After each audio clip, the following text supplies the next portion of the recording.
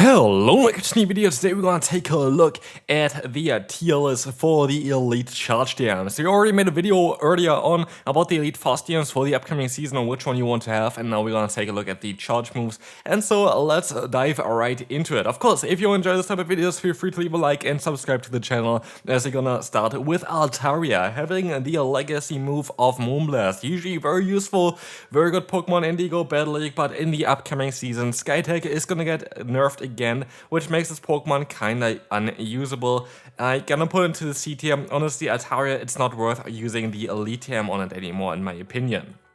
Next Pokemon is going to be a Beedrill. Having access to a Drill Run is going to be a cool asset for the upcoming season, allowing you to hit the Clodsire, for example, for super effective damage. I feel like Beedrill has some potential as some kind of spicy pick.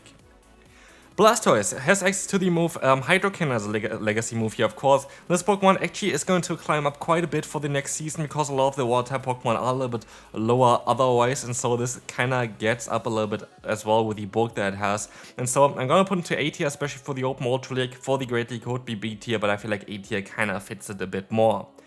Charizard, on the other hand, kinda got a nerf, and so it kinda dropped down quite a bit.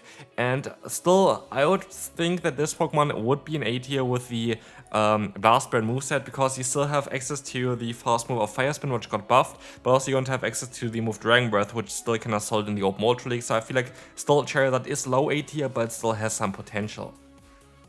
I would say that Frenzy Plant, though, on the Chestnut is going to be a Pokemon that you kind of would like to have for the upcoming season. Chestnut kind of falling into the role of a fighting type Pokemon now, which it was not really in there before because mainly you would use counter users. Now Chestnut actually has a lot of potential in the upcoming season, especially as a lot of the answers got nerfed for it, climbing up to like the top 60 or something for the Open Great League, which is really good for it. So for sure, an S tier pick. We want to have the Sacred Sword variant there of the Corbellion. Being in the top 10 of the Open Ultra League makes it definitely viable, and so I would definitely recommend you to build one. We have Brill Swing on the Conkeldurr next, which is not really ideal anymore after Counter got nerfed. We need a new fast move on this Pokemon, otherwise it's going to be kind of useless for the Go Battle League. Cresselia is still going to be very solid, but I'm kind of curious on how it's going to be. I'm still going to put it to the S tier. It's still very solid in both the Great as well as the Ultra League, but I'm really curious if this Pokemon has as much potential this season compared to like last season, because most of the targets that he had before are vanished, and so yeah, it's going to be interesting on where the spot is going to be for Cresselia. Sludge Bomb on the Darkrai, in my opinion, kinda not needed. It doesn't really help you, sadly, because of your fast move pressure not being there. It doesn't really help you to have the Sludge Bomb on it, as you're not going to be able to one-shot Fairy-type Pokemon anyway, and so it's a little bit better for you to run Focus Blast over it, so I would say it is not really worth it. Next up going to be the Decidueye. This is going to be one of the most interesting Pokemon. I'm going to put into the A tier because I'm not too sure on how good Ghost types are generally speaking next season, but Astonish Buff gonna make this Pokemon way better than they were, than it was the last few seasons. Already made a video about Decidueye and like a potential team that you can use, definitely check that one out. We're going to have the double legacy move of the Dewgong. Dewgong is still top tier for sure for the upcoming season. I would recommend you to invest into this Pokemon, needing both an elite fast move as well as an elite charge move for it. The next Pokemon is going to be Dusknoir here. Dusknoir getting access to the legacy move Shadow Ball. I actually would put into A tier because I feel like the move itself is not really needed on it. It gets access to Shadow Punch in the next season as well, plus Astonish, which is already the bread and butter, and then you can decide to go for something like Dark Pulse even if you want to as like coverage move. I don't think Shadow Ball is really needed on this Pokemon, but it's definitely the recommended moveset, so I can have to put into the A tier. Empoleon can be anything. Empoleon could be very good, Empoleon could be very bad, depending on how they do Metal Claw. Right now I'm gonna put into the B tier, because if it's gonna be like just a +1 buff, I don't think Metal Claw going to have a lot of impact onto it. But if it's going to be a +2 energy buff, this Pokemon would go straight into the S tier, so like we have to see where it's going to land at the end of the day, but definitely an interesting one there. Feraligatr is going to be next. Feraligatr for sure an S tier Pokemon, the most broken Pokemon most likely for the upcoming season, for sure something that you need or also need to counter. Garchomp, on the other hand, has access to the move Earth Power, which is definitely better than Earthquake, but sadly Garchomp doesn't really see play in any kind of league right now, but maybe in the future it will, but also with the Mudshot nerf onto it, it's kinda, yeah, not really useful to be fair, so I don't know where Garchomp's place is going to be, but definitely not really as ideal. We're going to have Genesect. I'm gonna put into B tier as a kind of spicy Pokemon, but then at the end of the day, usually you catch them Pokemon with a move anyway. I think recently this Pokemon got re-released again without the signature move, which is a little bit annoying, but Technoblast definitely very solid, especially Ice in my opinion, but also there was some potential for like the Water variant as well, or the Fire variant, so really depends on what one you want for your team.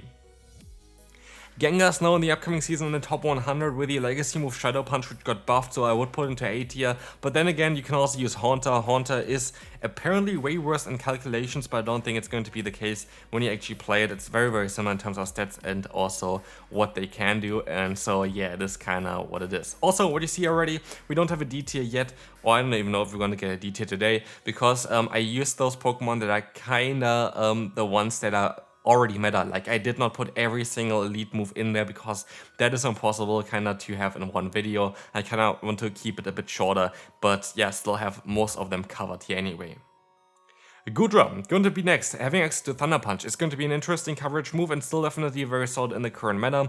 It is not as ideal as it was last season, but it's still a very good Pokemon for both Ultra League as well as Great League, or even the Master League Premier Cup, where it is actually still top meta, and so I kind of have to put it in the top of the A tier.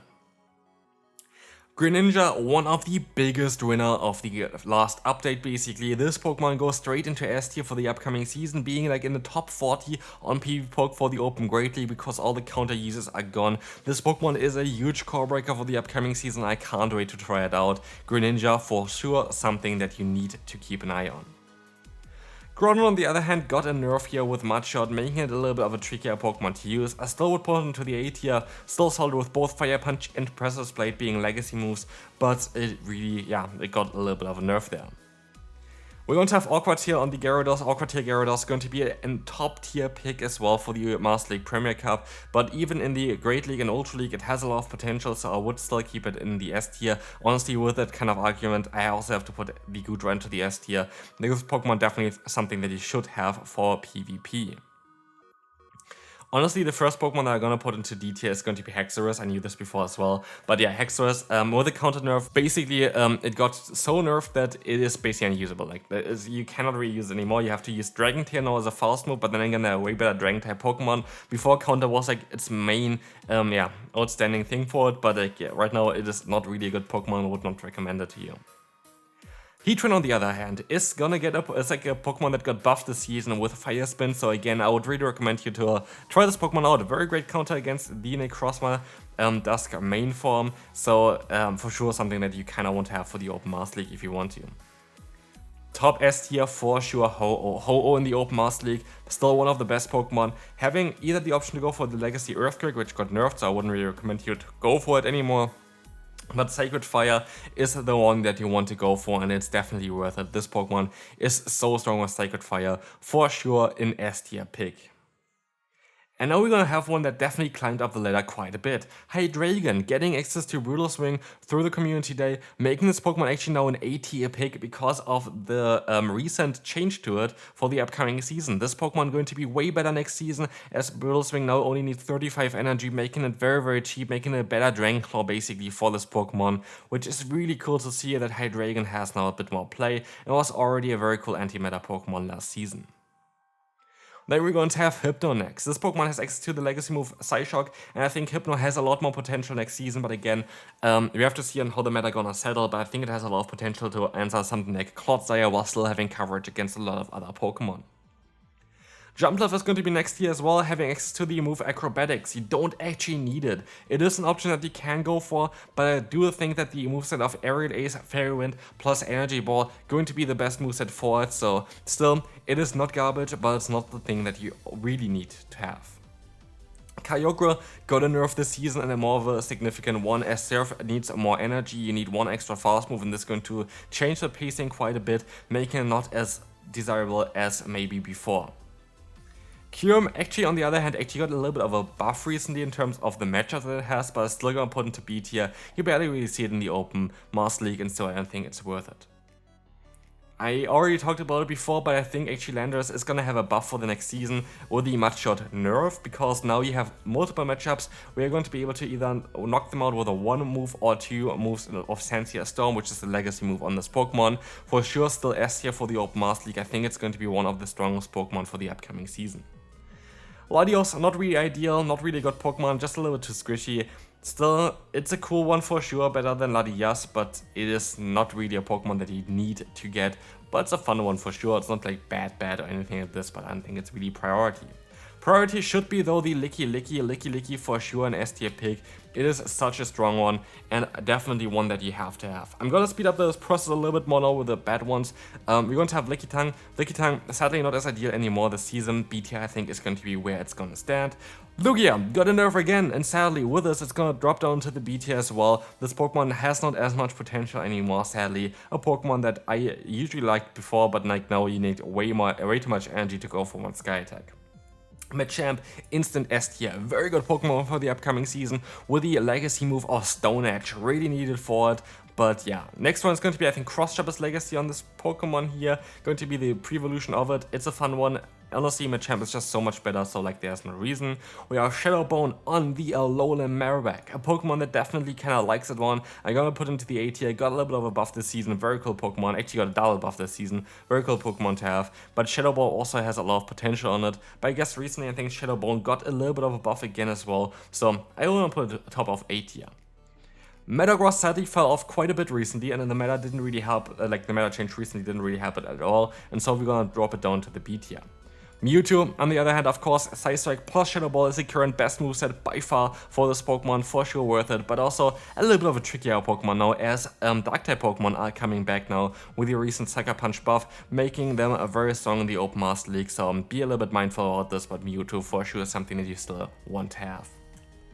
Moltres, on the other hand, got a little bit of a nerf this season with the Wing Attack. Of course, Fire Spin got buffed a bit, but it's not gonna go up above the C tier rank. Never really had play, not really a good Pokemon. Primeape has also, I think, the Legacy move Cross Chop on it. Cool Pokemon, definitely would need it, but also Legacy move Karate Chop.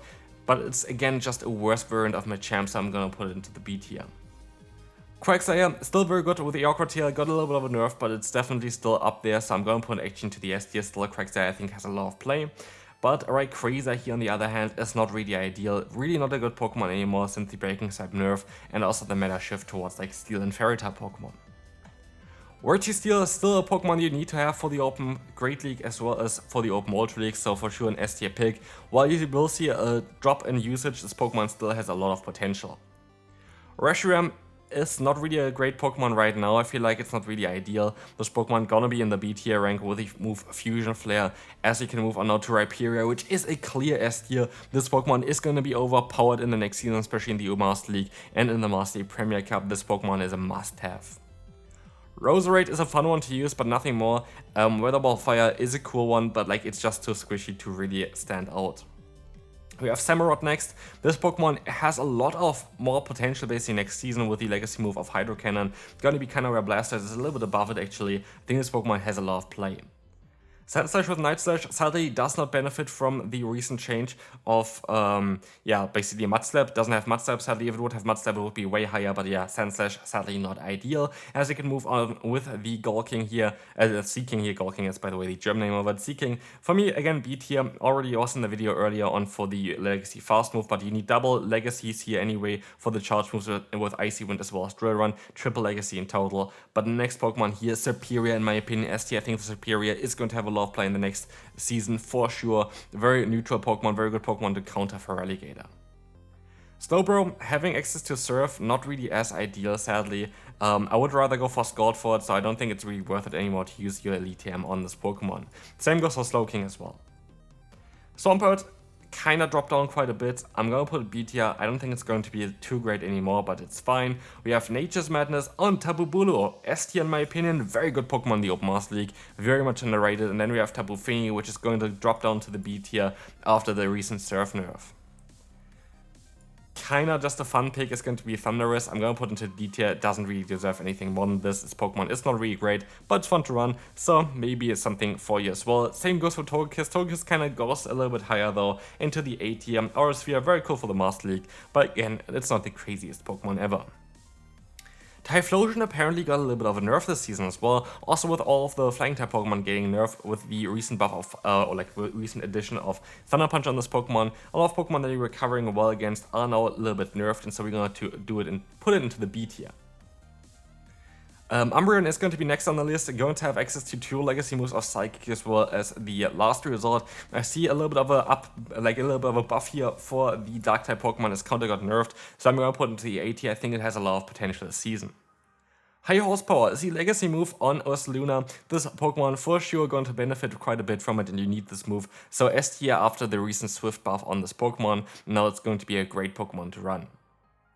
Venusaur kinda actually dropped a bit in terms of the rating this season, but I still think it has a lot of potential, so I'm gonna put it to the A tier, while Virizion can join it straight afterwards as well. Virizion, one of the best Pokemon for the Open Ultra League. 2 more Pokemon left, we're going to have Walrein.